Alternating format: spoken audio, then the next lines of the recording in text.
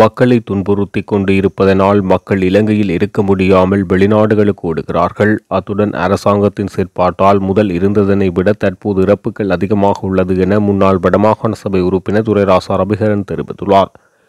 கரியல்வயல் சுண்டிக்குளம் பகுதிகளை அண்மித்துள்ள 130 நபர்களுக்கு எதிராக வன ஜீவராசிகள் திணைக்களத்தினால் வழக்கு தாக்கல் செய்துள்ள இடங்களை நேற்றைய தினம் களவிஜயம் மேற்கொண்டு கலந்துரையாடலின் பின்னர் ஊடகங்களுக்கு கருத்து தெரிவிக்கையில் அவர் இதனை தெரிவித்துள்ளார். அவர் அங்கு தெரிவிக்கையில், கிட்டத்தட்ட 130 பேர் அளவில் கடந்த 12ஆம் மாதம் 7ஆம் தேதி 23ஆம் ஆண்டு நீதிமன்றத்துக்கு அழைத்து அவர்களில் அதாவது கூடுதலாக தங்களுடைய வயல்களை செய்து கொண்டிருந்த மக்களை நீதிமன்றத்துக்கு அழைத்து வனஜீவராசிகள் திணைக்களம் வழக்கை பதிவு செய்துள்ளது. எதுக்கென்றால் இந்த வயல் காணிகள் அனைத்தும் தங்களுடைய அதாவது பறவைகள் சரணாலயம் என்று சொல்லக்கூடிய பகுதிக்குள் இருப்பதாக சொல்லி இப்படியாக அவர்களை வழக்கு கொடுத்து அந்த வழக்கு தவணையிடப்பட்டு 5ஆம் மாதம் 2ஆம் தேதி அடுத்த தவணைக்கு வருகின்றது. இந்த மக்களுடைய பூர்வீக நிலம், இந்த நிலம் நெல் விவசாயம் செய்து முடிய இந்த இடங்களில் வேறு பயிற்சிகள் கூட சிறுதானிய பயிற்சிகள் செய்ய என்று இந்த மக்கள் தொடர்ச்சியாக செய்து வந்ததை நாம் அறிவோம். இங்கு வந்தபோது இவர்கள் சொல்லும் கதைகளை கேட்க, அதாவது 1901ஆம் ஆண்டுக்கான நில அளவை திணைக்களத்தினால் வழங்கப்பட்ட வரைபடம் இருக்கின்றது. 1908ஆம் ஆண்டுக்கான ஆவணங்கள், அதாவது காணிக்குரிய உறுதிகள் என்று சொல்லக்கூடிய இலங்கை சுதந்திரம் அடையக்கு முதல் வழங்கப்பட்ட உறுதி இந்த மக்களின் கைகளில் இருக்கு.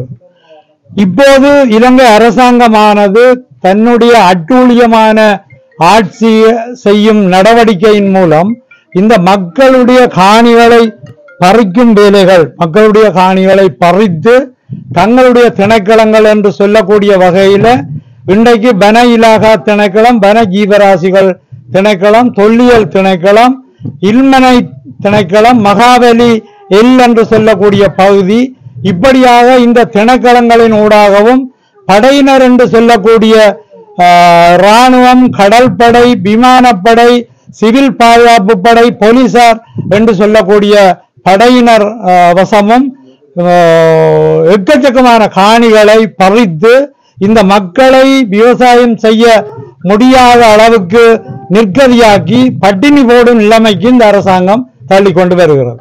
ஆனால் வெளிப்பூச்சுக்கு வெளிநாடுகளுக்கு உரையாற்றும் போது நாட்டினுடைய அரசு தலைவர் சரி அல்லது இனவாத அரசாங்கத்தில் இருக்கும் தலைவர்கள் அல்ல இனவாதிகள் என்று சொல்லக்கூடியவர்கள் சரி, அவர்கள் ஏதோ தமிழ் மக்களுக்கு தாங்கள் உதவி செய்வது மாதிரி நடிப்பதும் நாடகமாடுவதுமாகத்தான் இந்த செயல்பாடுகள் இங்கே பார்க்கப்படுகின்றது எங்களால்.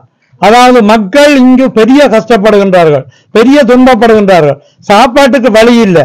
வீட்டில் எத்தனை பேர் சாப்பாட்டுக்கு அரிசி ஒவ்வொரு நாளும் அரிசியை வேண்டி அந்த உலையில போடுற பாடி இருக்கின்ற நேரத்தில் இவ்வளவு தூரம் கடந்து இன்றைக்கு சொல்லப்போனா இரணப்பாலை, செம்மன்குன்று, அம்பலான் பொக்கனை, மாத்தளன், முள்ளிவாய்க்கால், பலஞ்சன் மடம், புளியம்பொக்கனை, புதுக்குடியிருப்பு ஆகிய இடங்கள்ல இருக்கிற மக்கள் இந்த காணிகளுக்கு சொந்தக்காரர்கள்.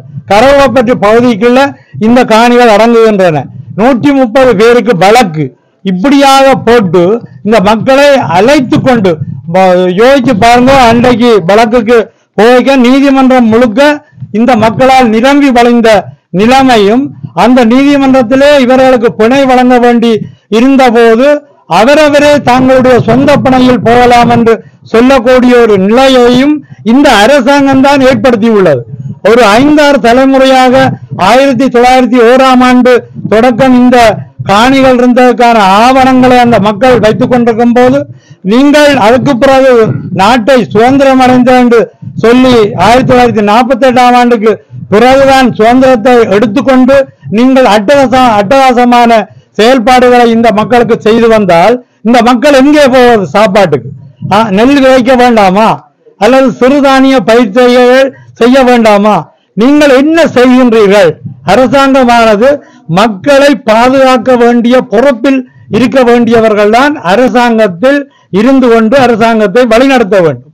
இது மக்களை துன்புறுத்தி கொண்டு இருப்பவர்களை கொண்டு அரசாங்கத்தை நடத்தி கொண்டு இருப்பதென்றால் யோசிச்சு பாருங்க. எங்களோட சனம் படுற பாட்டை சனம் இதாலதான் உங்களோட அட்டூழியங்களால்தான் சனம் இங்க இருக்க முடியாமல் சனம் வெளிநாடுகளுக்கு ஓடுறதும் அல்லது தாங்களே ஏதோ ஒரு வகையில் இப்ப பாருங்க, முதல் இருந்த மக்களை விட இப்பதான் இறப்புகள் அதிகம். இந்த இறப்புகள் அதிகமாக வாரதுக்கு உங்களுடைய நடவடிக்கைகள் தான் காரணம். இங்க நீங்க தமிழர்களை எப்படியாவது வெளியேற்ற வேண்டும், இந்த நாட்டை விட்டு வெளியேற்ற வேண்டும் என்ற சிந்தனையோடு தான் ஆட்சியாளர்கள் ஆட்சியை செய்து கொண்டிருக்கின்றீர்கள். தமிழர்கள் இந்த நாட்டின் பிரஜைகள், இந்த நாட்டின் ஆதிகால பூர்வீக குடிமக்கள் தமிழர்கள் தான். இப்படி இருக்க தமிழர் அடக்கி ஒடுக்கி கொண்டு விடுதலை புலிகள் காலத்துல நிம்மதியாக இருந்தவர்கள் தமிழர்கள். 2009ஆம் ஆண்டுக்கு பிறகு உங்களுடைய நடவடிக்கைகளை நீங்கள் தீவிரப்படுத்தி அப்படியே விடுதலை புலிகள் இருந்த காலத்துக்கு இந்த வனஜீவராசிகள் திணைக்களமோ வன இலாகா திணைக்களமோ தொல்லியல் திணைக்களமோ அல்லது மகாவலியல் திணைக்களமோ இங்கு வரவில்லை. எல்லோரும் பயத்தில வாய் மூடிக்கொண்டு பேசாமல் உங்களோட பாட்டில இருந்து கொண்டு கொழும்புகள்ல இருந்து கொண்டு இருந்த நீங்களே தவிர இங்கு இருந்தாலும் அவர்களுடைய கட்டுப்பாடுகளுக்கு நீங்க இல்லை. அப்படி பயந்து கொண்டிருந்த நீங்கள் இன்றைக்கு வந்து எங்களுக்கு ஒருவரும் இந்த மக்களுக்கு பாதுகாப்பு தரணும் என்ற சிந்தனை இல்லாமல் அடக்கி எங்களுடைய மக்களின் காணிகளை பறித்து உங்களுக்கு சிங்களவர்களை குடியேற்றுவதும் சிங்கள மக்களை கொண்டு வந்து இப்ப கொக்கு தொடுவா கர்நாடக அணியை எடுத்து பார்த்தால் சிங்கள மக்களை தான் குடியேற்றுகின்றீர்கள். இப்படியான ஒரு போக்கில அட்டகாசமாக நீங்கள் இப்படி செய்து கொண்டிருப்பதை முற்றுமுழுதாக நாங்கள் எதிர்க்கின்றோம். நிச்சயமாக நீங்கள் செய்கின்ற இந்த நடவடிக்கைகள் உங்களுடைய சந்ததிகளுக்கு மிகவும் இழுக்காகத்தான் வந்து சேரும் என்பதை சுட்டிக்காட்டுவதோடு இதனுடைய வழக்கு அடுத்த தவணைக்கு இருக்கின்றதால அந்த தவணையில எங்களுடைய சட்டத்தரணிகள் இந்த மக்களுக்காக வாதாடி ஏதோ இருக்கிற கொஞ்சம் நீங்க நம்பிக்கை இந்த நீதிமன்றத்தில் இருக்கு. அந்த நம்பிக்கையால இந்த சனத்துக்குரிய காணிகள் விடுபடும் என்ற நம்பிக்கை எங்களுக்கு இருக்கு என்பதை சொல்லிக்கொண்டு இந்த இப்படியான அட்டகாசமான ஒரு ஈனத்தனமான போக்கில நீங்கள் அரசாங்கத்தை நடத்தாதீர்கள் என்று கேட்டுக்கொள்ள விரும்புகிறேன். அனைத்து பட்டதாரிகளுக்கும் பாரபட்சமின்றி வேலைவாய்ப்பை வழங்க வேண்டும் என வலியுறுத்தி யாழ்ப்பாணத்தில் போராட்டம் ஒன்று முன்னெடுக்கப்பட்டது. வடக்கு மாகாண வேலையில்லா பட்டதாரிகள் சங்கத்தின் ஏற்பாட்டில் யாழ் மாவட்ட செயலகத்திற்கு முன்பாக இன்றைய தினம் காலை இந்த போராட்டமானது மேற்கொள்ளப்பட்டது. இதன்போது ஏமாற்றாதே பட்டதாரிகளை ஏமாற்றாதே, வேண்டும் வேண்டும் வேலை வேண்டும், நாசம் நாசம் கனவுகள் நாசம் உள்ளிட்டு பல்வேறு கோஷங்களை எழுப்பியிருந்தார்கள். மேலும் பலவருட கனவு வெறும் கனவாகவே போய்விடுமா, எமக்கான வாழ்க்கையை நாம் எப்போது வாழ்வது, அழிக்காதே எமது எதிர்காலத்தை அழிக்காதே, வயது ஏறுகின்றது வாழ்க்கை போகின்றது வேலை வேண்டும் உள்ளிட்ட பல்வேறு வாசகங்கள் எழுதப்பட்ட பதாதைகளை தாங்கியவாறு போராட்டத்தில் ஈடுபட்டனர்.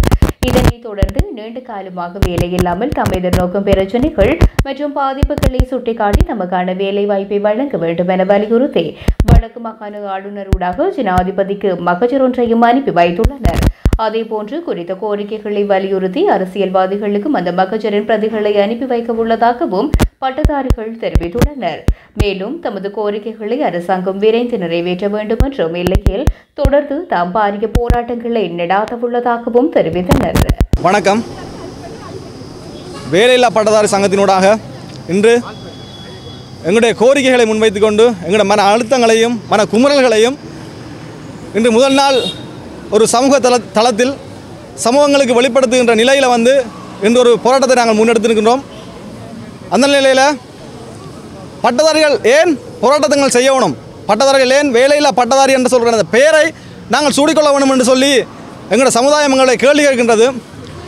காரணம், நாங்கள் படிக்கும்போது, அதாவது நாங்கள் சிறு ஆரம்பத்திலிருந்து படிக்கும்போது நாட்டின் முதுகெலும்பு நீங்கள் என்று சொல்லி எங்களை படிப்பிக்கும் போதே அழுத்தி படிப்பித்தார்கள். இன்று நாட்டின் முதுகெலும்பாக நாங்கள் இருக்க வேண்டிய நாங்கள், இளைஞர்களாக இருக்க வேண்டிய நாங்கள் இன்று வேலை இல்லாது நடுரோட்டில் நிற்கின்றோம்.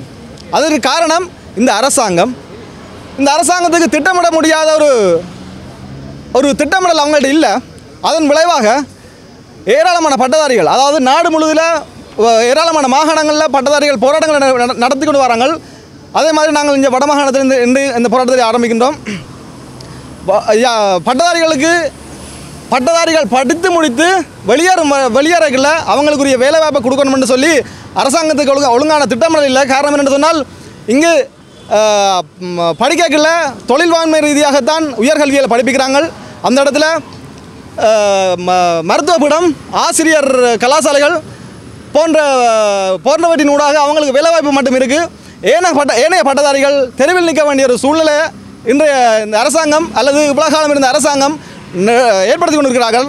காரணம் என்னென்று சொன்னால் அவர்களுடைய தேர்தல் காலங்களில் அவர்களுக்கு ஓட் தேவைன்றதுக்காக எங்களை அடக்கி அவங்களுடைய டைம் வரைக்கில் எங்களுடைய கோரிக்கையை நாங்கள் முன்வைத்து ரோட்டில் நின்று கத்தி நாங்கள் ஆர்ப்பாட்டங்கள் செய்து ஒரு கோரிக்கையை முன்வைக்கல தாங்கள் தர்றோம் என்று சொல்கிற வாக்குரிமையை கொடுக்கல எங்களோட பட்டதாரிகள் அவங்களுக்கு பின்னால் போவாங்கன்னு சொல்கிற கனவுகள் அவங்களுக்கு மெய்ப்படணுன்றதுக்காகவே எங்களுடைய பட்டதாரிகளை பின்தங்க வச்சு ஒரு போராட்டங்கள் வழியிலாக அவங்களுக்கு கோஷங்கள் எழுப்பி கத்த விடுறது சூழ்நிலை அல்லது ஒரு மரபை இந்த அரசாங்கம் கட்டியெழுப்பி கொண்டிருக்கு.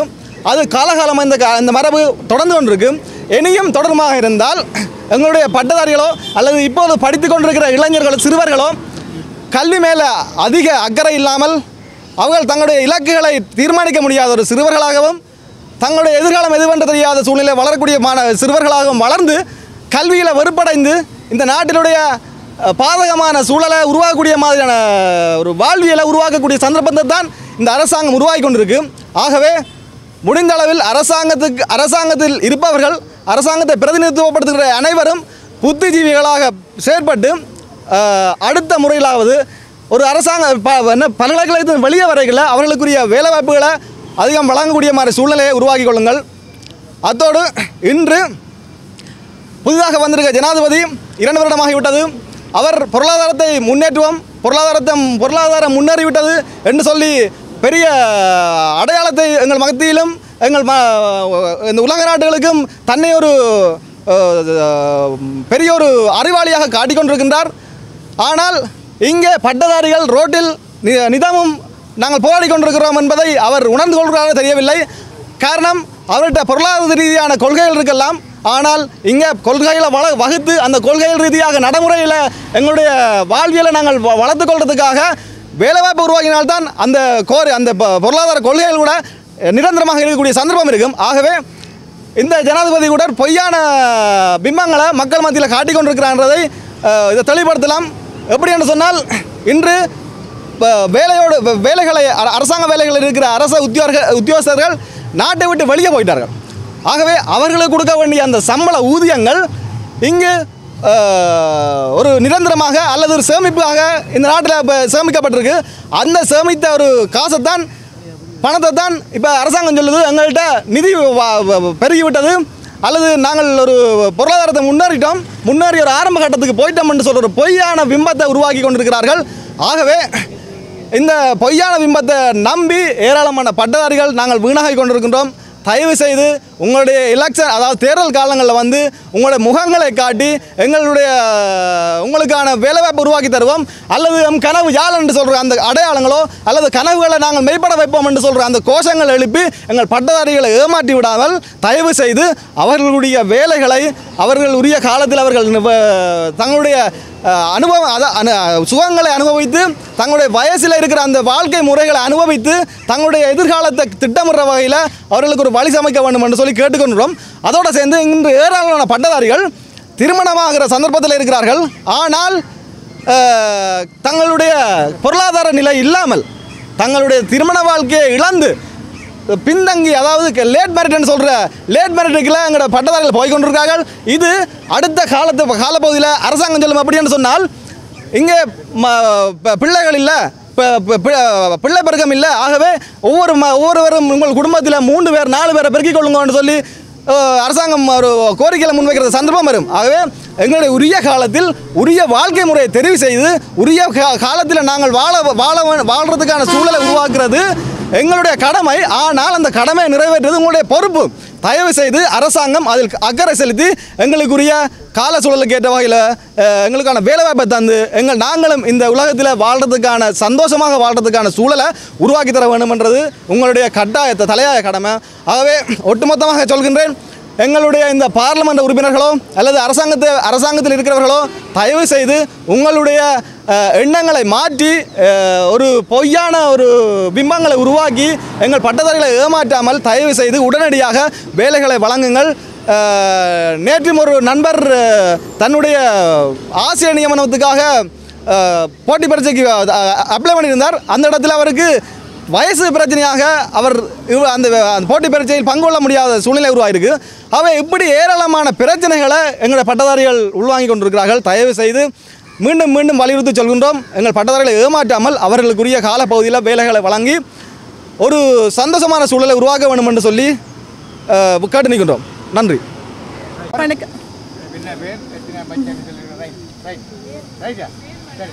நான் வந்து யாழ்ப்பாண பல்கலைக்கழகத்தில் கல்வி பெற்றேன். இப்போ தான் வந்து நாங்கள் வெளியேறினாங்க.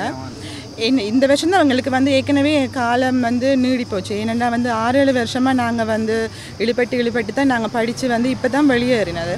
அப்படி இருந்தும் எங்களுக்கு வேலை கிடைக்கல. ஏன்னா எங்களுக்கு முதல் பட்ச்காரர் 4 பட்ச்காரர்கிட்ட நிற்கினேன். அப்போ அப்படி இருக்க இப்போ நாங்களும் எங்களுக்கு பிறகு வர பட்ச்காரருக்கும் இப்போ இந்த சந்தர்ப்பத்தில் எங்களுக்கு வேலை கிடைக்குமென்னு தெரியல. இப்போ டீச்சிங் எக்ஸாம் எல்லாம் நாங்கள் வந்து செஞ்சினாங்க.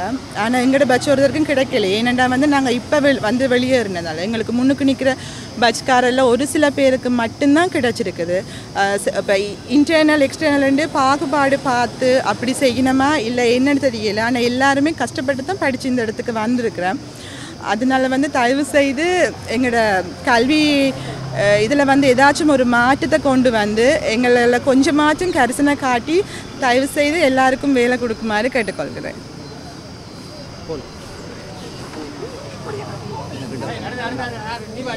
ராசா டெனிசன். நான் யாழ்ப்பாண பல்கலைக்கழகத்தில் வந்து கல்வி பயின்று 2021ஆம் ஆண்டு வெளியேறுகிறேன் பட்டதாரியாக.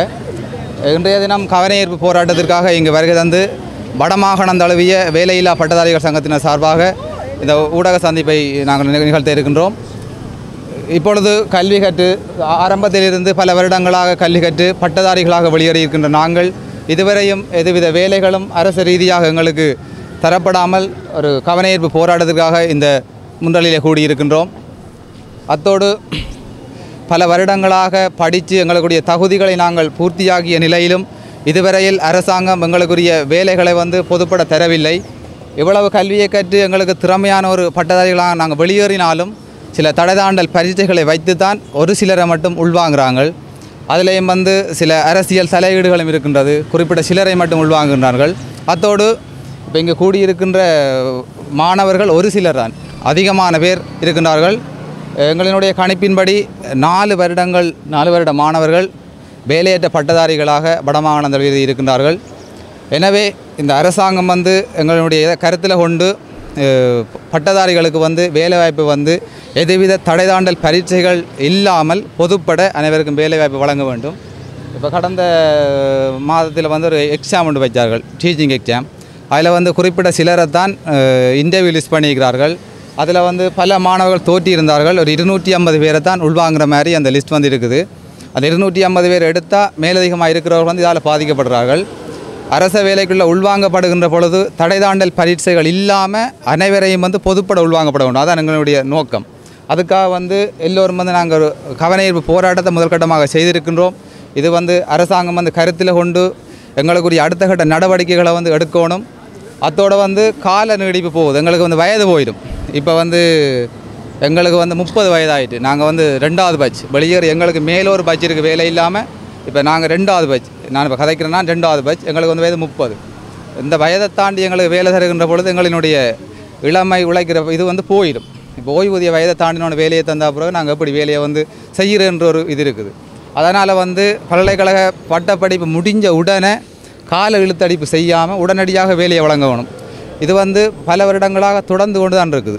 இப்போ வந்து படிக்கிற சமூகத்தை வந்து சமூகம் வந்து ஒரு நோக்காக பார்க்குது. என்ன படித்து போட்டு வேலை இல்லாமல் தானே தெரியணும், படித்து என்ன பலன் என்கிற ஒரு நிலையை வந்து கீழே இருக்கிற சமூகம் வந்து எங்களை நோக்கி கேட்குது.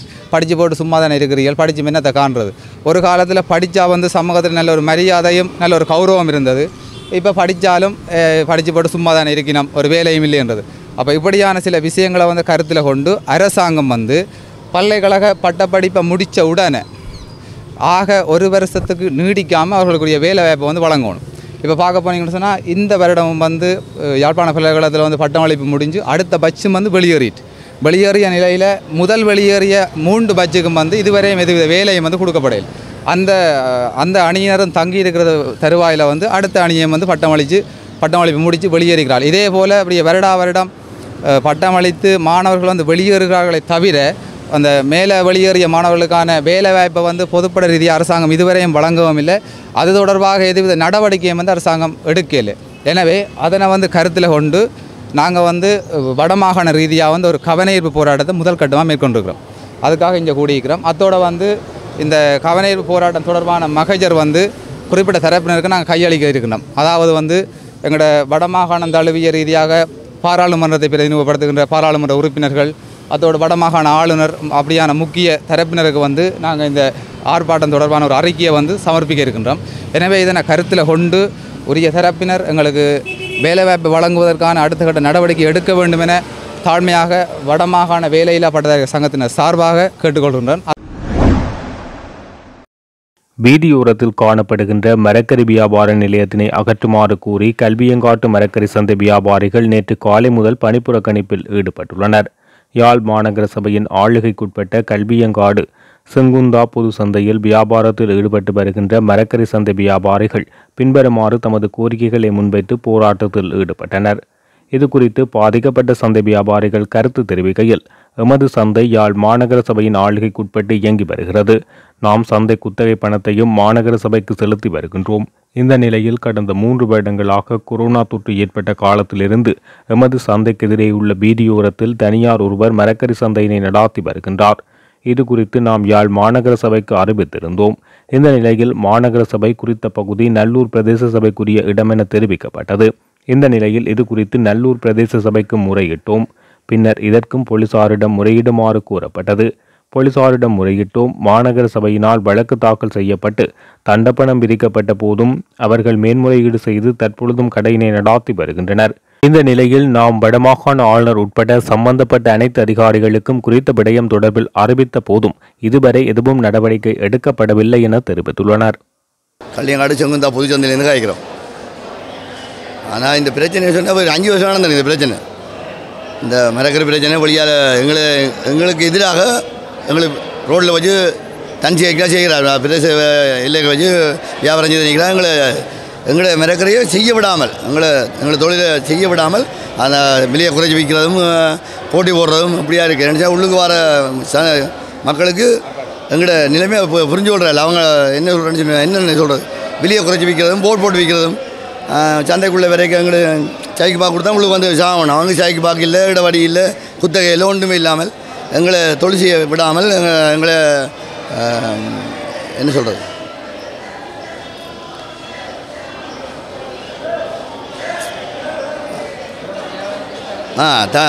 தடையாக இருக்கிறார். எங்களை வியாபாரம் செய்ய முடியாத அளவுக்கு தடையாக இருக்கிறார். மக்கள் எதிர்ப்பு மாதிரி அது பெரியவே அரசாங்க அதிபர், அரசாங்க மாநசபை, பிசி, போலீஸ்கார எந்த பிரச்சனைக்கும் முகம் கொடுத்தபடியே ஒரு பிரச்சனையும் செய்ய முடியாது. இல்லாட நாங்கள் அறிக்கை செய்தும் அதை அவன் ஒரு வழியாலேயும் அதை தீர்க்க முடியாத கோர்ட்ஸுகளை வழக்கு போட்டு எல்லா வளத்தாலையும் இறுகி போய் நிற்கிறோம். நாங்கள் மாநசபை வைக்கிறோம், அவன் இருக்கிற பிரதேச சபை வைக்கிறோம். அவன் நல்ல பிரதேச சபை வைக்கிறான். நாங்கள் இருக்கிறோம் ரோட்டுக்கு எதிர்பார்க்க இருக்கிறோம் நல்ல பிரதேச சபை. நாங்கள் இருக்கிற மாநசபை. இப்போ மாநசபை அவைக்கு கடையம் போட்டு வழக்கு போட்டு கொள்ளிக்க அந்த பிரச்சனையை தீர்க்கிற மாதிரி இல்லை. இது இன்றைக்கு நேரத்தில் 5 வருஷமாக நடந்துருக்கு. நாங்களும் கொடுக்காத கடிதம் இல்லை, நாங்கள் கொடுக்காத இதுவும் இல்லை.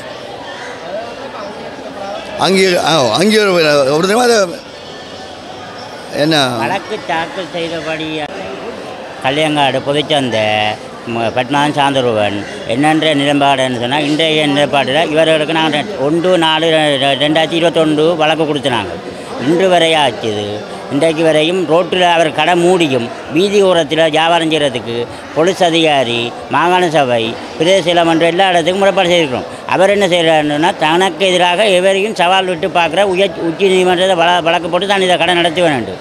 அதனால் எங்களோட வியாபாரம் இன்று வரைக்கும் தடைப்பட்டு கொண்டு போகிறதுனால எங்களோட வியாபாரம் இன்றைக்கும் இது இல்லை. இன்றைக்கு எங்களுக்கு என்ன செய்யணும்னு சொன்னால் இவ ஒரு நல்ல ஒரு தீவு எடுக்க தர வேண்டிய நிலப்பாட்டை இருக்கும். நாங்கள் என்னென்னு கேட்டால் பிரதேசம் சொல்லுவது தனக்கு பொலிஸ் அதிகாரம் தானே, பொலிஸுக்கு தானே அதிகாரம் இருக்குது வீதியில் செய்கிறதுக்கு. கடையை வச்சுருந்தாருண்டா தான் வந்து உடனடியாக நிறுத்தலாமட்ட. இவர் பொழுது கடையே இல்லாமல் வீதி ஓரத்தில் வச்சு வியாபாரம் செய்கிறார். வீதி ஓரத்தில் வச்சு இன்றைய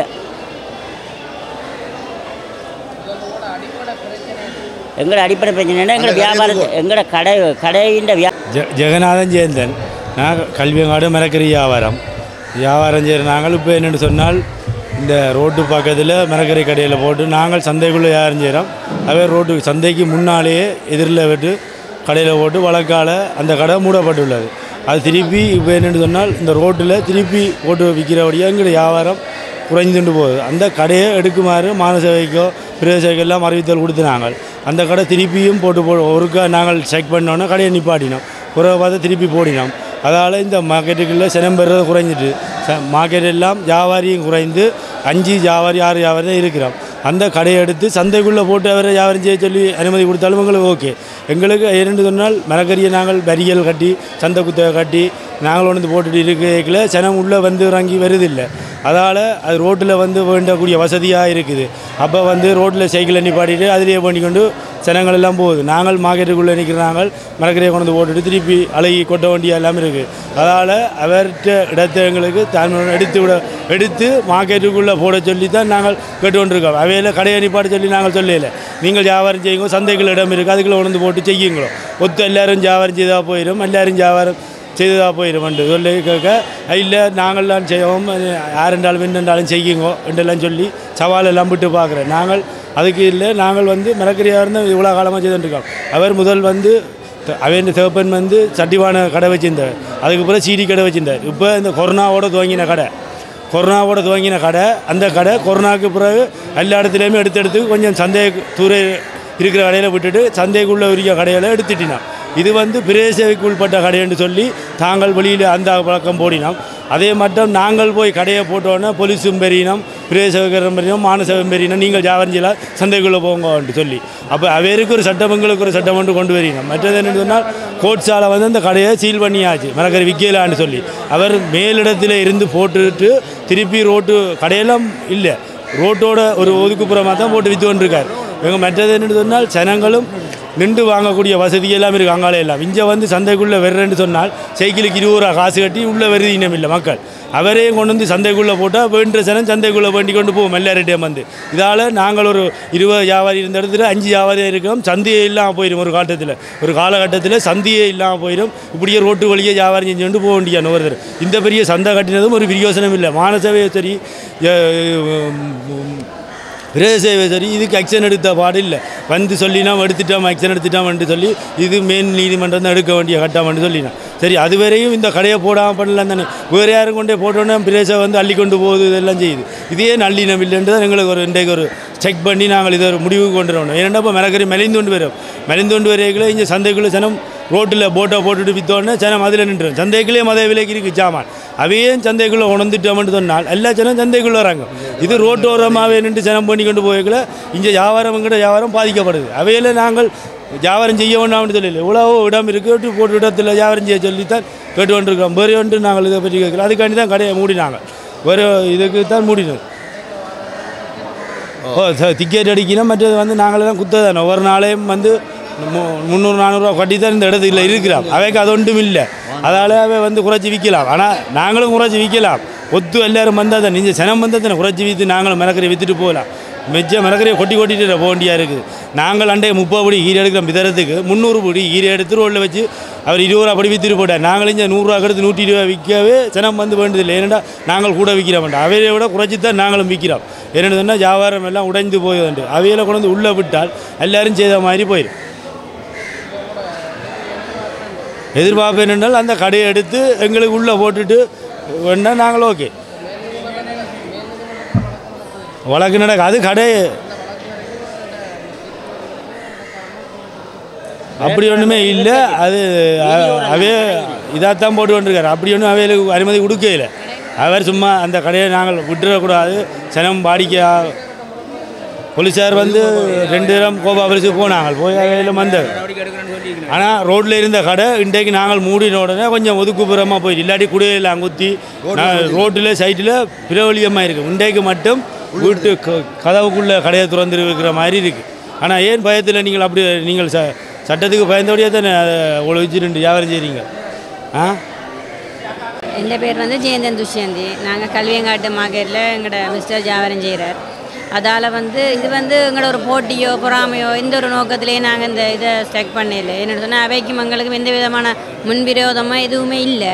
ஆனால் என்னென்னு சொன்னால் இங்கே வந்து கூடுதலாக ஜனங்கள் வந்து ரோட்டோரம் தானேன்னு சொல்லி போட்டு ரோட்லேயே 2 சாமான்களை பண்ணி கொண்டு போயினோம். அது வந்து எங்களுக்கு கொஞ்சம் கஷ்டமாக இருக்குது. என்னென்னு சொன்னால் இந்த சந்தைகளில் 4-5 இடங்கள் கிடக்குது.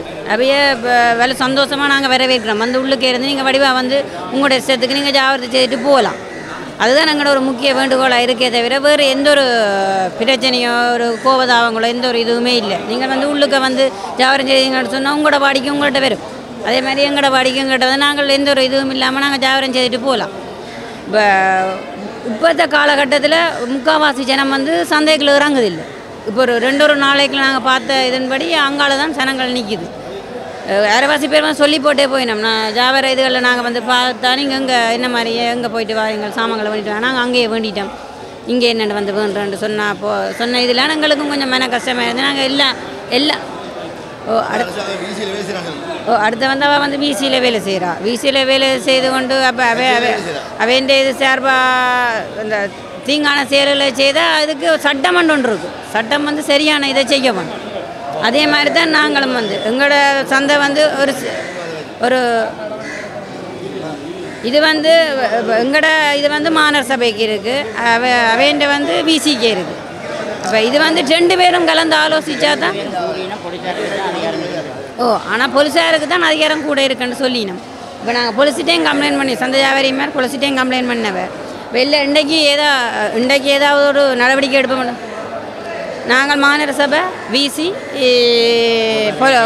கோபா போலீஸ் அடுத்த சால்சம் அங்கே வடமான செயலாளர் அவருக்கும் கொடுத்துனோம். எல்லோரும் இன்றைக்கு மும்முரமாக சகல இது ஆக்கள்கிட்டையும் போயிட்டினோம். போயெல்லாம் சொல்லிட்டு தான் இருக்கிறோம். அதெல்லாம் வந்து பிரச்சனை இல்லை. சந்தையில் இடம் இருக்குது. வடிவாக வந்து வியாபாரம் செய்யணும்.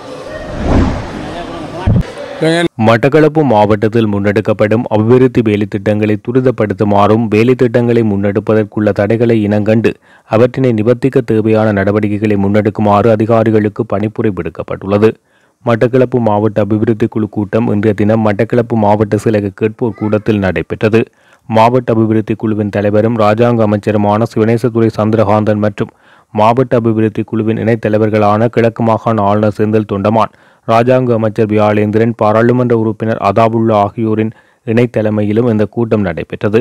இந்த கூட்டத்தில் பாராளுமன்ற உறுப்பினர்களான கோவிந்தன் கருணாகரம், அலிசாகிர் மௌலானா, மாவட்ட அரசாங்க அதிபர் திருமதி ஏ முரளிதரன் உட்பட பல திணைக்கள தலைவர்கள், கிழக்கு மாகாண சபையின் திணைக்களங்களின் தலைவர்கள், பிரதேச செயலாளர்கள், திட்டமிடல் பணிப்பாளர்கள் என பலர் கலந்து கொண்டனர். இதன்போது மட்டக்களப்பு மாவட்டத்தில் முன்னெடுக்கப்பட்டு வரும் பல்வேறு வேலை திட்டங்கள் குறித்து ஆராயப்பட்டதுடன் எதிர்காலத்தில் முன்னெடுக்கப்படவுள்ள வேலை திட்டங்கள் குறித்தும் ஆராயப்பட்டது. ஏப்ரல் 20 அதுக்கு முதலிருந்து பாதரை யூனியன் ஃபேக்டரியை எதிர்த்து வரோம்.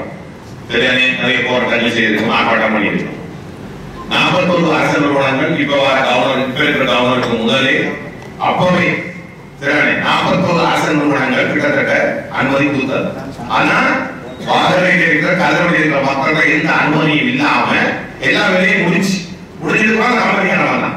அதுபோல சனத்துக்கு தெரியும் கம்பெனிக்கு அழைப்புரை கொண்டு வந்தாங்க. ஏன்னா சனத்துல எந்த கன்செப்ட் இல்லை, அங்க ஆர்எஸ்ஓ அமைப்பு அவங்க எதுவுமே இல்லை. அதுக்கப்புறம் நாங்கள் அது பேச எதிர்த்து அது நிறுத்தப்பட்டது. அது நிறுத்தப்பட்டது சரிதானே? அதெல்லாம் ஆட்சி காலத்தில் அதுக்கு பிறகு அவங்க திரும்ப அப்படி இருந்தாங்க, சம்பளம் கொடுத்து கொண்டு இருந்தாங்க. அந்த பகுதியாக இருந்தாலும் தெரியும். ஆனா அந்த வேலையை நடத்த விடல. இப்போ திருவண்ணா கதவழியில் இருக்கிற குறிப்பா அந்த மக்கள் அந்த யூனியன் ஃபேக்டரி எங்கெல்லாம் போனா போட்டு அமெரிக்காவுக்கு போட்டு என்ன காரணத்தை கொண்டும் தெரியாமே அங்கிருந்து யூனியன் ஃபேக்டரி நடந்தாங்க விடாம. இதான் என்னோட தீர்மானம். தெளிவோ நாங்கள் விட முடியல. ஆனா திரும்பவும் சொல்றோம் தெளிவா பாதனைகள் அந்த யூனியன் ஃபேக்டரி அகல் நடத்துறதுக்கு அரசு விட மாட்டாங்க. அப்படியே அவங்க எங்கால போனதுதான் அது நடத்துறது என்னோட செய்வாங்க. மினிஸ்டர்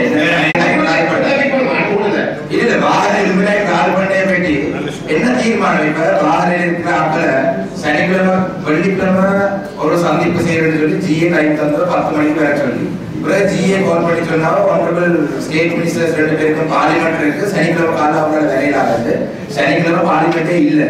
அப்ப ஜிஏ சொன்னா 2 மினிஸ்டர்ஸ் வரையிலாது, கூட்டம் நடத்தினாலும் சொன்னாங்க. சரி அன்றைக்கு நீங்க தந்த நடத்தியான்னு சொன்னீங்க. நான் தந்த டேட்டின் அடிப்படையில் நீங்க தான் சொல்லி தான் ஆர்ப்பாட்டம் கிடைச்சி போனவங்க. சாட்டர்டே மார்னிங் டிசிசிக்கு முதல் உங்களை சந்தி போனது அந்த வாகன மக்கள் கேட்கறது. பிறகு வாகன இருக்கிறாக்களுக்கு நீங்க டைம் தராம நேற்று ஒன்றரை கவர்னர் டைம் தரப்போ 9 மணிக்கு ஒன்றரை கவர்னர் சந்திச்சது. இதுல 2 விஷயம் இருக்கு. ஒன்று இலுமினாட்டி சம்பந்தப்பட்ட விஷயம். இந்த இலுமினாட்டி சம்பந்தப்பட்ட விஷயத்தை 4 வருஷமாக நிறுத்த சொல்லி தீர்மானம் எடுக்க சொல்லி சொல்லி சொல்லி சொல்லி சொல்லி வந்து எல்லா கூட்டத்தையும் நிறுத்தியாச்சு டிசிசி சேர்மன் சொன்னது. இப்ப கடைசியா சொல்லப்படுறது என்னன்னு அவங்க நீதிமன்றத்தில் நாடுகிறாங்க, வழக்கு போட்டிருக்காங்க. நாங்க வழக்கு தான் பார்க்கணும். அப்ப வாகனம் இருக்கிறாங்க நீ நாங்க ஆபீசர்ஸ் கொடுக்க முடியாது, இல்லாட்டி நிர்வாகம் கொடுக்க முடியாது, டிசிசி சேர்மன் கொடுக்க முடியாது. இப்ப வாகன மக்களும் நாங்களும்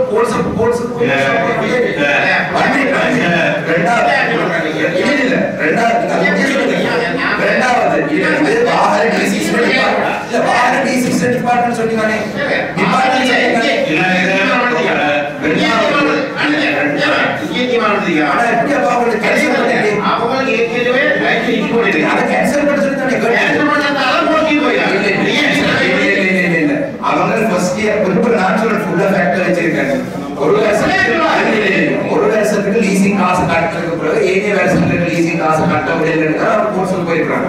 இது இப்ப கோர்ட்ஸுக்கு போயிருக்காங்க. 2020, 21, 22, 23 எல்லாத்தையும் எக்ஸ்ப்ளோரேஷன் லைசன்ஸ் கேன்சல் பண்ணிருக்கலாம், கொடுத்த பெர்மிட்டை கேன்சல் பண்ணிருக்காங்க. அதையும் செய்யல, இப்ப கோர்ட்ஸுக்கு போக சொல்லி சொல்றீங்க. இப்ப செய்யல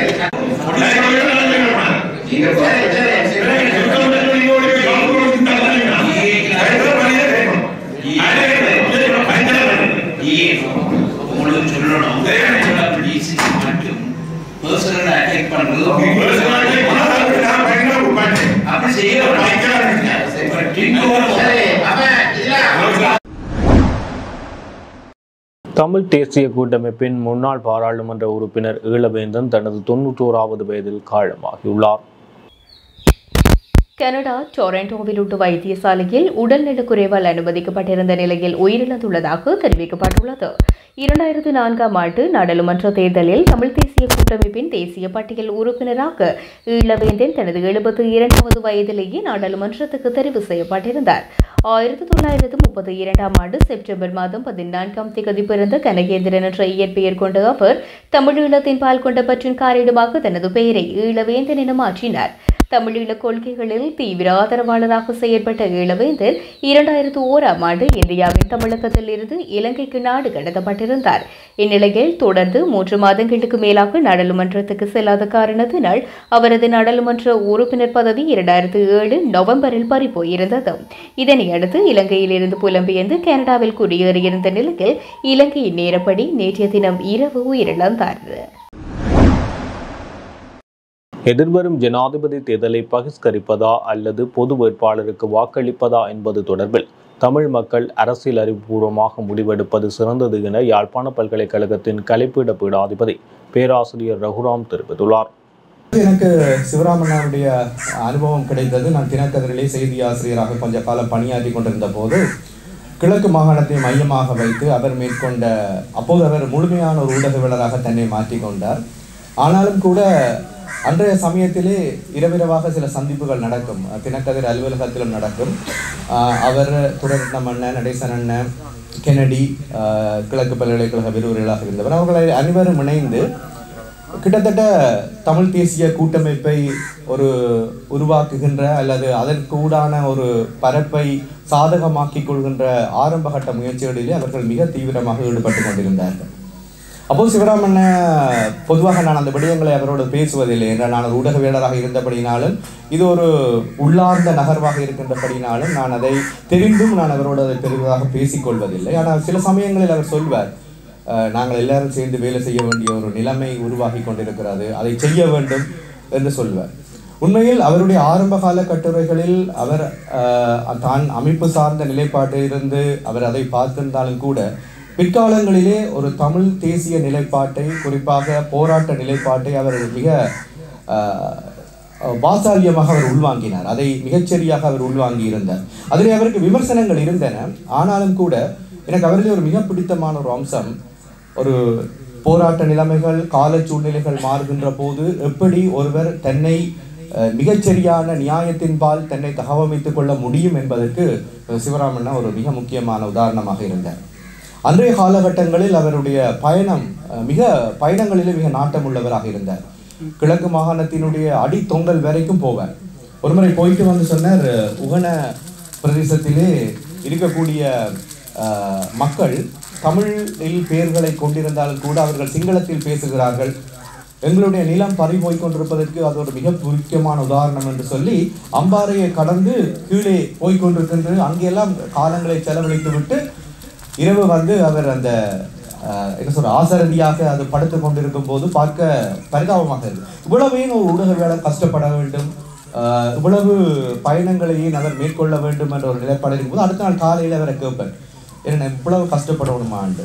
இல்லைடா, அப்போ நாங்கள் ஒரு இடத்துல இருந்து அறிக்கையிடுவது ஊடக பணி அல்ல, அல்லது ஒரு இடத்துல இருந்து எல்லா மூலங்களும் எங்களுக்கு தொலைபேசி வழியாக கிடைத்துவிடும், அதைத்தான் அறிக்கையிடுவது என்பதும் எங்களுடைய பணி அல்ல. அதற்கு அப்பாலே அந்த மக்களை புரிந்து கொள்வது, நிலங்களுக்கு போவது, புவியியல் பரப்புகளின் ஒவ்வொரு திசைகளுக்கும் பயணிப்பது, அங்குள்ள நிலைமைகளை அவதானிப்பது என்று அவருக்கு ஒரு மிக பிறந்த தேடல் இருந்தது. அந்த தேடல் தான் பிறகு அவரை அந்த வடகிழக்கு தமிழர் தாயகத்தினுடைய அந்த பிரிவு ஒன்று ஏற்பட்ட போது கூட மிகச்சரியான வழியிலே அதை எடுத்துச் சொல்வதற்கு அவருக்கு காலாக இருந்தது. அவர் தன்னை அந்த நிலத்தின்பால், தாயக நிலத்தின்பால் அவர் காட்டியிருந்த ஆர்வமும், இந்த மக்களை அவர் புரிந்து கொண்ட விதமும் அவரை எப்போதும் நியாயத்தின்பாலே செயற்பட வைத்தது. அந்த வகையில் அவருக்கு இருந்த அந்த தேடல் குறிப்பாக தனியே எங்களுடைய மண் சார்ந்தது மாத்திரமல்ல, உலகம் சார்ந்ததாகவும் இருந்தது. சர்வதேச அளவிலே வெளியாகின்ற நூல்களை நிறைய தேடி வாசிப்பார். எங்களை காணும் போதெல்லாம் கேட்பார், இந்த போன கிழமை நான் ஜேம்ஸ் டிஃபென்ஸ் வீக்லியில் என்ன வந்தேன்னு தெரியுமா உனக்கு கேட்பேன்.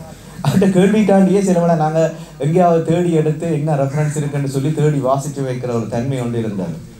ஏனென்றால் எங்களை பற்றி நாங்களே பேசிக்கொள்வதை விட எங்களை பற்றி உலகம் எப்படி பேசிக்கொள்கிறது, சர்வதேச கட்டுரையாளர்கள், சர்வதேச கருத்துருவாக்கிகள் எப்படி எங்களை பார்க்கிறார்கள், சர்வதேச நாடுகளைச் சேர்ந்த தூதரகங்கள் வழியாக எல்லாம் அவருக்கு நிறைய தொடர்பு இருந்தது.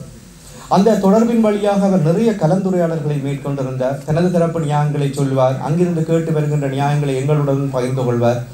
ஒரு மிக பரந்த ஒரு ஊடகவியலாளர் என்ற ஒரு முழு பரிமாணத்துக்குள்ளே அவர் வாழ்ந்து வந்ததை, அவர் செயற்பட்டு வந்ததை உண்மையிலே நாங்கள் பெருமையோடு இன்றைக்கு நாங்கள் நினைவு கூறுகின்றோம். எங்களுக்கெல்லாம் ஒரு பெரிய வழிகாட்டியாக இருந்தார்.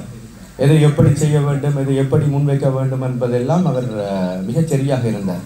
ஒவ்வொரு விடயத்தையும் மிக ஆழமாக நேசித்தார், அதை வெளிப்படையாகவே சொல்லிக்கொண்டார். நாங்கள் யாழ்ப்பாணத்திலே நமது நாடு பத்திரிகையை ஆரம்பித்த போது அதனை தமிழ்நெட்டிலே அதை பிரசுரித்து அந்த விடயத்தை அவர் இப்படியான ஒரு பத்திரிகை ஒன்று வெளிவருகிறது என்பதை அவர் சொன்ன போதெல்லாம் எங்களுக்கு நான் கேட்டேன், சிவராமன் இதெல்லாம் இப்போ சொல்லணுமா என்று சொல்லி. இல்லை இதெல்லாம் வரலாற்று பதிவு. அதுக்கு பிறகு ஏதோ ஒரு காலகட்டத்தில் நாங்கள் எல்லாம் முடிந்து திருப்பி தேடிக்கொண்டு போகும்போது அந்த சிவராமனுடைய கட்டுரைகள் அங்கே இருந்தன.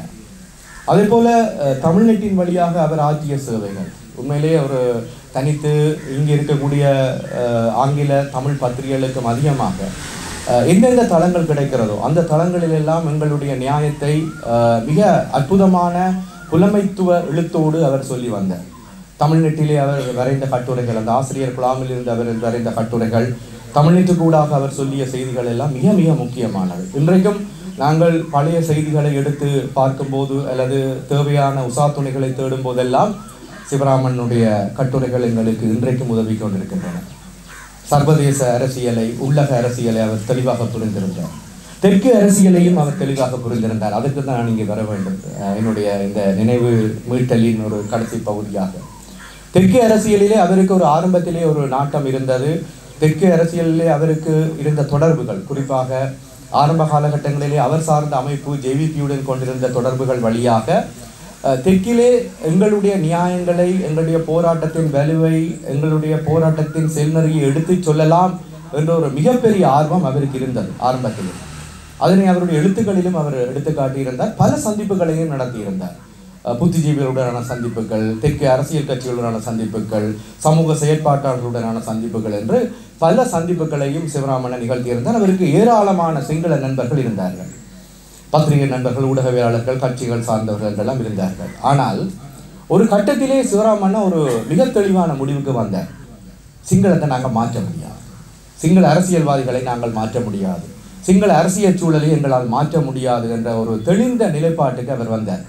அது புத்திஜீவிகளாக இருக்கலாம், அரசியல் கட்சிகளாக இருக்கலாம், அல்லது சமூக செயற்பாட்டாளராக இருக்கலாம். அவர்களுக்கு ஏதோ ஒரு வரையறை, ஆழமாக அவர்களுக்குள் இறங்கி இருக்கக்கூடிய கருத்தியல் தளத்துக்குள் அப்பாலே அவர்கள் எங்களுக்காக சிந்திப்பார்கள் அல்லது எங்களுடைய நியாயங்களை அவர்கள் ஏற்றுக்கொள்வார்கள் என்பதெல்லாம் ஒரு பொய்க்கதை என்பதை அவர் மிக தெளிவாகவே சுட்டிக்காட்டியிருந்தார். இன்றைக்கு நாங்கள் அந்த சந்தியில் தான் மீண்டும் வந்து நிற்கின்றோம். எந்த கட்டத்திலும் சிங்கள அரசியல் சக்திகளை, சிங்கள அரசியல்வாதிகளை, அடுத்து வரக்கூடிய ஆளும் தரப்புகளை நாங்கள் நம்பவே முடியாது என்றதை அன்றிலிருந்து இன்று வரை வரலாறு எங்களுக்கு திரும்பி திரும்பி திரும்பி திரும்பி சொல்ல வந்தாலும் கூட அதை மறுத்து நாங்கள் குறுக்கோட்டம் ஓடுவதற்கு நாங்கள் தயாராகி கொண்டிருக்கின்றோம். உண்மையில் சிவராமண்ணாருடைய இந்த நினைவு மீட்டலிலே நான் சொல்லக்கூடிய விடயவும் அதான். எங்களை விடவும் சிங்கள அரசியல் கட்சியுடன், செயற்பாட்டாளர்களுடன் மிக நெருக்கமான தொடர்புகளை கொண்டிருந்தவர், ஆழமான கலந்துரையாடல்களை நடத்தியிருந்தவர். அவர் பட்ட அனுபவம், அவர் பெற்ற அனுபவம் என்பது சிங்கள அரசியல் சக்திகளையோ ஆளும் தரப்பையோ அல்லது அடுத்து வரக்கூடிய நம்பிக்கை தரக்கூடியதாக நாங்கள் கற்பனை செய்கின்ற விடயங்களையோ அவர் நம்ப தயாராகவே இல்லை. இதுதான் இன்றைக்கு எங்களுக்கு கிடைக்கின்ற செய்தி. சிங்களத்தில் இன்றைக்கு நாங்கள் இன்றைய அரசியல் சூழலோடு நாங்கள் சிவராமண்ணாவை மீட்டு பார்க்கும்போது, சிவராமண்ணாவை ஒரு உசாத்துணையாக கொண்டு பார்க்கும்போது எங்களுக்கு கிடைக்கின்ற செய்தி, நாங்கள் யாரையும் நம்ப முடியாது, எவரையும் நம்ப முடியாது, யாருக்காகவும் எங்கள் பெருமதியான வாக்குகளை நாங்கள் அளிக்கவும் முடியாது. ஆகவே எங்களுக்கு இருக்கக்கூடிய தெரிவுகள் எதுவென்பதை, எது சரியான தெரிவு என்பதை, அது பொது வேட்பாளராக இருக்கலாம் அல்லது நாங்கள் வாக்களிக்காமலே ஒதுங்கி இருக்கலாம், இந்த ரெண்டு தெரிவுகளிலே எது சரியானது என்பதை நாங்கள் விஞ்ஞானபூர்வமாக, அறிவியல் பூர்வமாக செய்ய வேண்டும். உண்மையில் இந்த ரெண்டு நிலைப்பாடுகளுமே ஒரு ஒருமித்த புள்ளியில் தான் இருப்பதை நான் உணர்ந்து பார்க்கின்றேன். அதாவது சிங்கள அரசியல் சக்திகளை நாங்கள் நம்ப முடியாது. அது நாங்கள் இந்த தேர்தலிலிருந்து பூரணமாக விலகி கொள்வதாக, நிராகரிப்பதாக இருந்தாலும் சரி, பொது வேட்பாளராக நாங்கள் தேடுவதாக இருந்தாலும் சரி, இந்த ரெண்டு நிலைப்பாடுகளும் ஏதோ ஒரு வகையில் ஒரு புள்ளியில் தான் சந்திக்கின்றன. அது தெற்கு அரசியலை நாங்கள் நம்ப முடியாது, எதிர்காலத்துக்காக நாங்கள் எங்களை பணயம் வைக்க முடியாது என்பதைத்தான் சொல்கின்றன. இந்த கட்டத்தில் நாங்கள் எது சரி என்பதை நாங்கள் எங்களுடைய கட்சி அரசியல் சார்ந்தில்லாமல் மக்கள் நலனை முன்னிறுத்தி ஒரு விஞ்ஞானபூர்வமாக, அரசியல் அறிவின் பூர்வமாக நாங்கள் தேர்ந்து எடுத்துக்கொள்ள வேண்டிய ஒரு கட்டாயத்தில் இருக்கிறோம். ஆகவே சிவராமண்ணா, இதற்கு மேலாக நான் இதையும் சொல்ல விரும்பவில்லை இந்த இடத்திலே. இது எங்கள் கரங்கள் இருக்கிறது. ஆனால் நான் ஒன்றை மட்டும் சொல்கிறேன், நிச்சயமாக அது சிங்கள அரசியல் சக்திகளுக்கான ஒரு ஆதரவாக எப்போதுமே இருக்க முடியாது. அது ஒரு தவறான வழிகாட்டலாகத்தான் இருக்கும் என்ற சிவராமண்ணாவினுடைய பட்டறிவை நாங்கள் மீண்டும் இந்த நினைவு கூறலிலே நாங்கள் எங்கள் மனங்களில் ஏற்றுக்கொண்டு நாங்கள் அடுத்த கட்ட நடவடிக்கைகளை பற்றி மிக துரிதமாக ஒரு முடிவெடுக்க வேண்டிய நிலையில் இருக்கின்றோம் என்று நினைக்கின்றேன். அந்த வகையில் சிவராமண்ணா என்றைக்கும் எங்களுடைய ஒரு துணையாக இருப்பார். எங்களுடைய அரசியல் பாதை, எங்களுடைய போராட்ட பாதை, அவர் கற்றுத்தந்திருக்கக்கூடிய ஒரு பல்பரிமாணமிக்க ஒரு ஊடக ஆளுமை, இவற்றுக்கெல்லாம் அவர்தான் ஒரு முழு உதாரணமாக எங்கள் கண்முன் நிற்கின்றார். அவரை வணங்கி வரவேற்கிறோம். அதே போல ரஜிவர்மன் இளம் ஊடகவியலராக எங்களோடு பணியாற்றியவர், சிறந்த ஒரு ஊடக பண்புகளை கொண்டிருந்தவர். அவருடைய மறைவும் இன்றைக்கு அவரை நினைவு கூற வைத்திருக்கிறது. சிவராமண்ணா, ரஜிவர்மன் போன்றோரால் தான் தமிழ் ஊடகத்துறை இன்றைக்கும் தலை நிமிர்ந்து வாழ்ந்து கொண்டிருக்கிறது. அவர்களை இந்த கணத்திலே மீண்டும் மனம் தாழ்த்தி, மனம் கசிந்து நினைவு கூறி விடைபெறுகின்றேன். நன்றி, வணக்கம். எதிர்வரும் ஜனாதிபதி தேர்தலில் தான் போட்டியிட உள்ளதாகவும், எனினும் ஜூன் மாத இறுதியில் இறுதி தீர்மானத்தை அறிவிப்பதாகவும் ஜனாதிபதி ரணில் விக்ரமசிங்கே தெரிவித்துள்ளார். ஸ்ரீலங்கா பொதுஜன பெரமுனவின் ஸ்தாபகர் பசில் ராஜபக்சவுடனான விசேட சந்திப்பில் அவர் இதனை தெரிவித்துள்ளார். ஆனால் இதற்கு முன்னதாக முடிவை மே மாத நடுப்பகுதியில் தெரிவிக்க ஜனாதிபதி திட்டமிட்ட போதிலும் அதனை பிற்போடவுள்ளார் என தெரிய வந்துள்ளது. ஜனாதிபதி ரணில் விக்ரமசிங்கவுக்கும் பசில் ராஜபக்சவுக்கும் இடையில் கடந்த செவ்வாய்க்கிழமை மாலை விசேட சந்திப்பு இடம்பெற்றது. அந்த சந்திப்பின் பின்னர் பிரதமர் தலைமையிலான அரசாங்கத்தின் சிரேஷ்ட அமைச்சர்களின் சந்திப்பும் ஜனாதிபதி மற்றும் பசில் ராஜபக்சவுடன் இடம்பெற்றது. ஜனாதிபதி வேட்புமனு தாக்கல் தொடர்பில் ரணில் விக்ரமசிங்கவின் தீர்மானம் அறிவிக்கப்பட்ட பின்னர் அறிவிக்கப்படும் என இந்த கூட்டங்களில் தெரிவிக்கப்பட்டது. இங்கு ஜனாதிபதி தேர்தலில் போட்டியிட உள்ளதாக ஜனாதிபதி அறிவித்துள்ளார். பிரதமர் தினேஷ் குணவர்த்தன, பிரசன்ன ரணதுங்க, மஹிந்த அமரவீர, நிமல் சிறிபால, ஹரின் பெர்னாண்டோ, கஞ்சன விஜயசேகர, அனுர ஜாப்பா உள்ளிட்ட சிரேஷ்ட அமைச்சர்கள் குழு ரணில் பசில் சந்திப்பின் பின்னர் நடைபெற்ற இரண்டாவது சந்திப்பில் தலைவர்கள் இருவரையும் சந்தித்தது. வேட்புமனு தாக்கலின் பின்னர் மக்களுக்கு பல்வேறு நிவாரணங்களை அரசாங்கம் வழங்குவது சிக்கலாக இருக்கும் என்பதாலேயே ஜனாதிபதியின் வேட்புமனு தீர்மானம் பிற்போடப்பட்டுள்ளதாக அரசாங்க உள்ளக தகவல் வட்டாரங்கள் தெரிவிக்கின்றன. தேசிய மக்கள் சக்தி ஆட்சிக்கு வருவதை தடுப்பதற்காக இலங்கையின் அரசியலில் எதிரெதிராக உள்ள சக்திகள் ஒன்றிணையக்கூடும் என தேசிய மக்கள் சக்தியின் தலைவர் அனுர்குமார திசாநாயக்க ஸ்வீடனின் ஸ்டாக்ஹோமில் தெரிவித்துள்ளார். சாந்திரிகா, ரணில், மஹிந்த உட்பட அரசியலில் வெவ்வேறு துருவங்களாக காணப்படும் சக்திகள் ஒன்றிணையக்கூடும், அவர்கள் ஒரே தளத்தில் காணப்படலாம், அதற்கான முயற்சிகளில் அவர்கள் ஈடுபட்டுள்ளனர் என அவர் தெரிவித்துள்ளார். எனினும் ரணிலுக்கும் சயித்துக்கும் இடையிலான தனிப்பட்ட தகராறுகள் இதற்கு தடையாக காணப்படலாம் எனவும் ஸ்வீடனில் தெரிவித்துள்ள அனுரகுமார் திசாநாயக்க கொள்கை அடிப்படையில் அவர்கள் மத்தியில் பிரச்சினை இருக்காது என தெரிவித்துள்ளார். தேசிய மக்கள் சக்தி ஆட்சிக்கு வருவதை தடுப்பதற்காக அதன் வளர்ச்சியை தடுப்பதற்கு அவர்கள் ஒன்று சேரலாம் எனவும் அனுரகுமார் திசாநாயக்க தெரிவித்துள்ளார். ஜனாதிபதி தேர்தல் செப்டம்பர் 28 முதல் அக்டோபர் 4ஆம் தேதிக்குள் நடைபெறலாம் என ஸ்வீடனில் தெரிவித்துள்ள அனுரகுமார் திசாநாயக்க உயிர்த்த ஞாயிறு தாக்குதல் குறித்தும் கருத்து வெளியிட்டுள்ளார். உயிர்த்த ஞாயிறு தாக்குதலை மேற்கொண்டவர்களும் அதனை தடுக்க வேண்டியவர்களும் இணைந்து செயற்பட்டனரா என்ற கேள்வி காணப்படுகிறது. இது உண்மை என்றால் அது மிகவும் ஆபத்தான நிலைமைக்கு இட்டுச் செல்கின்றது எனவும் தெரிவித்துள்ளார். தாஜ் சமுத்ரா ஹோட்டலில் குண்டை வெடிக்க வைக்க முயன்று தோல்வியடைந்த ஜமீல் தெஹிவலைக்கு சென்றார் என தெரிவித்துள்ள ஜேவிபியின் தலைவர், அவர் மீண்டும் குண்டை வெடிக்க வைக்க முன்னர் புலனாய்வு பிரிவினர் அவரின் வீட்டுக்கு சென்றுள்ளனர். இது எப்படி சாத்தியம் என கேள்வி எழுப்பியுள்ளார். போலீஸ் ஜக்ரான் என்ற நபர் மாத்தளையில் கைது செய்யப்பட்டார் எனவும் அவர் இதன்போது சுட்டிக்காட்டியுள்ளார். பட்டித்திடல் பகுதியில் இடம்பெற்ற படுகொலை சம்பவத்தில் கொல்லப்பட்ட உறவுகளுக்கு இதுவரை எவ்வித நீதியும் கிடைக்கவில்லை, நிவாரணங்களும் கிடைக்கவில்லை என கொல்லப்பட்டவர்களின் உறவினர்கள் தெரிவிக்கின்றனர். பட்டித்திடல் கிராமத்தில் இடம்பெற்ற படுகொலையின் போது ஒரே குடும்பத்தைச் சேர்ந்த 17 பேர் படுகொலை செய்யப்பட்டனர். கடந்த 26ஆம் தேதியுடன் 37 வருடங்கள் பூர்த்தியாகியுள்ளன. எனினும் இதுவரை பாதிக்கப்பட்ட உறவுகளுக்கு எவ்வித நீதியும் நிவாரணங்களும் கிடைக்கப்பெறவில்லை என பாதிக்கப்பட்ட குடும்பங்களின் உறவினர்கள் தெரிவித்துள்ளனர். அறகலிய போராட்டத்தின் போது எரித்து நாசமாக்கப்பட்ட ஸ்ரீலங்கா பொதுஜன பெரமுன நாடாளுமன்ற உறுப்பினர் ஜோன்சன் பெர்னாண்டோவின் குருநகல் வில்ஹொடவில் கட்சி அலுவலகம் மீள திறக்கப்பட்டது. இந்த நிலையில் புதிதாக கட்டப்பட்ட அலுவலகம் முன்னாள் ஜனாதிபதி மஹிந்த ராஜபக்சவினால் நேற்று திறந்து வைக்கப்பட்டது. தேசிய அமைப்பாளர் நாமல் ராஜபக்ச தலைமையில் இந்த நிகழ்வு நடைபெறும் என முதலில் கூறப்பட்டது. எனினும் முன்னாள் ஜனாதிபதியின் எதிர்பாராத வருகை நிகழ்வின் சிறப்பம்சமாக அமைந்துள்ளது. மஹிந்த ராஜபக்சவின் திடீர் வருகையால் பெருந்திரளான மக்கள் அவரை வரவேற்க முற்பட்டுள்ளார்கள். இலங்கை வரலாற்றில் அதிக வாக்குகளை பெற்ற பிரச்சாரத்தை நான் இந்த அலுவலகத்தில் இருந்துதான் ஆரம்பித்தேன் என மஹிந்த ராஜபக்ச கண்ணீருடன் நினைவு கூர்ந்தார். இந்த அலுவலகம் முன்பை விட இன்று அழகாக இருக்கின்றது என அவர் மக்களிடம் தெரிவித்துள்ளார்.